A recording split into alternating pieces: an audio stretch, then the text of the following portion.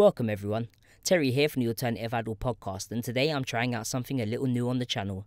If you follow me on social media, you'll know I'm not one to shy away from giving an opinion on things, but even with that said, I actually don't write or post reviews about music very often.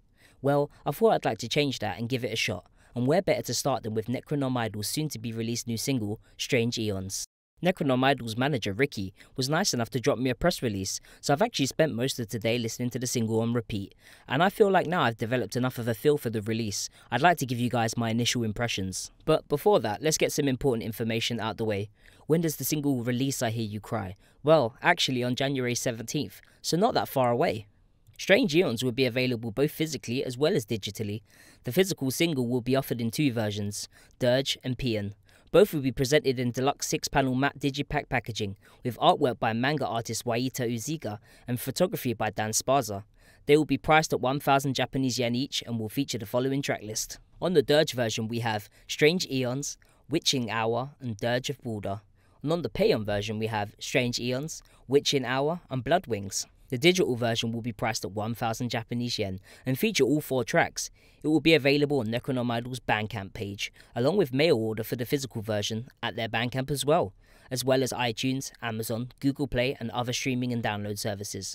This main track for the single is a collaboration with the band Keeper of a Keeper, who had previously collaborated with Baby Metal and provided the opening theme song for the anime. No matter how I look at it, it's your guys' fault I'm not popular. And it's the first time the band has collectively collaborated with another group on a song.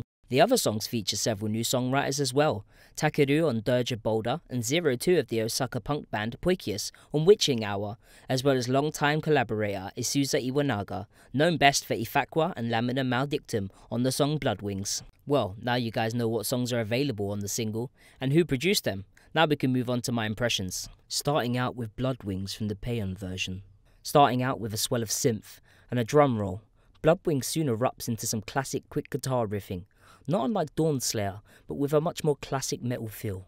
Flourishes of synth embellish and add depth to the song, and give it that classic Necronomidol feel, albeit with a fresh coat of presumably blood red paint.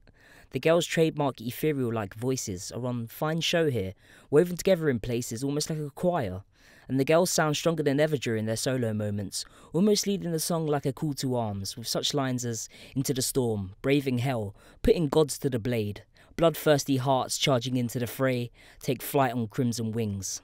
Necronomidol are clearly taking no prisoners here, and this is sure to get the crowd going. Later on in the song we are treated to a brilliant guitar solo, sure to let the girls show off their dancing skills, and a small instrumental break with some nice bass guitar and piano, before finally dropping us back into the fray for the finale of the song, where the girls take it up one more notch, ending on a repeated chant of Gloria, Gloria. I like it. I'm sure you will do too. Next up we have Dirge of Balder from the Dirge version. Starting us off with what I can only describe as a gothic-like organ melody, Dirge of Balder brings dramatic vocals, sung right off the bat, clearly leading into something, and into something it sure does lead, with the organ fading away, replaced by a pulsating bass synth and guitar work that surprisingly really meshes well with its synth-based backbone. The verses show off the girls once again, showing confidence and power in their vocals, leading the song on with an almost upbeat, charismatic presence. Halfway through the verses, a swell of bright synth takes the energy levels up another notch, with frenetic synth lines and the drums switch into an almost dance-like pattern. The synth bass does make a return before the chorus, and brings some dirtiness and dread back to the song, before being forcefully overtaken by Necronomidol's shining presence, leading the chorus with quick-paced lyrics, the bright synth and dance-like drum pattern coming back and making this one sure to be a fan favourite when it comes to dancing. The organ from the intro returns later on in the song, and soon makes way for a small but interesting guitar piece that leads into the final choruses of the song. Overall, a fun fast-paced number for those who enjoy Necronomidol's more synth-based songs. I'm digging it, and I'm sure you probably will too. Okay, let's move on to the title track of the single, Strange Aeons.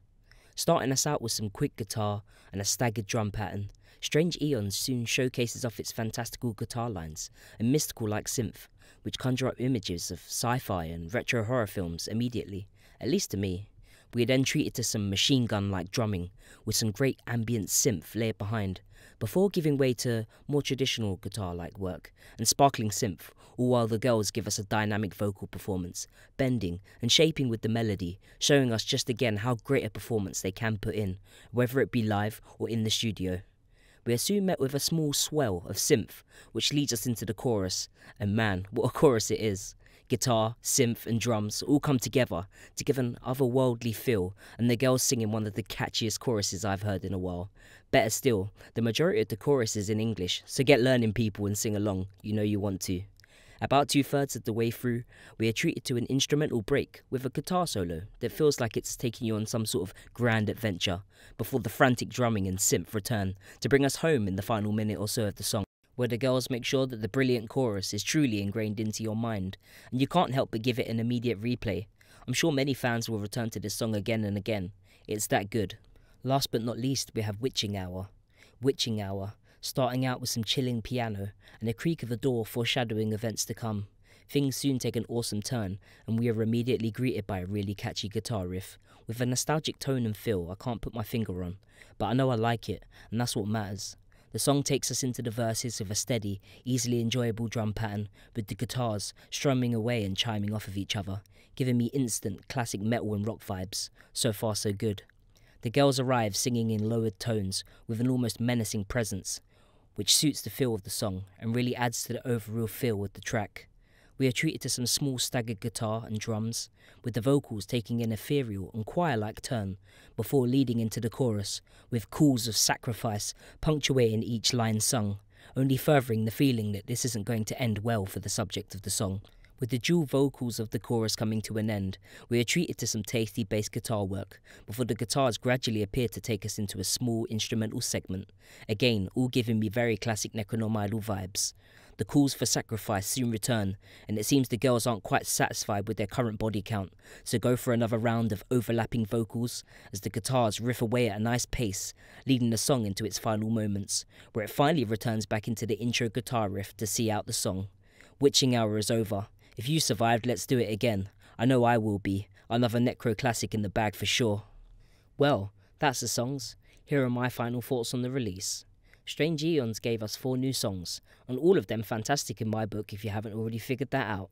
This release feels like a concentrated effort on Necronomidol's core sound, while also showing good variety and the talented vocal work and showmanship of the girls. Necronomidol are stepping it up a notch every release, and I can't wait to see what else they have to offer us in 2018. If you like what you heard and want to check it out, I highly recommend picking this release up and checking out Necronomidol's previous catalogue. They have some amazing songs to discover. Another big shout out to Ricky for bestowing this gift of a preview to me, and I wish them all the success they deserve for this release. Well, this has been my first attempt at an impressions and review segment for a new release, and I hope you all enjoyed it.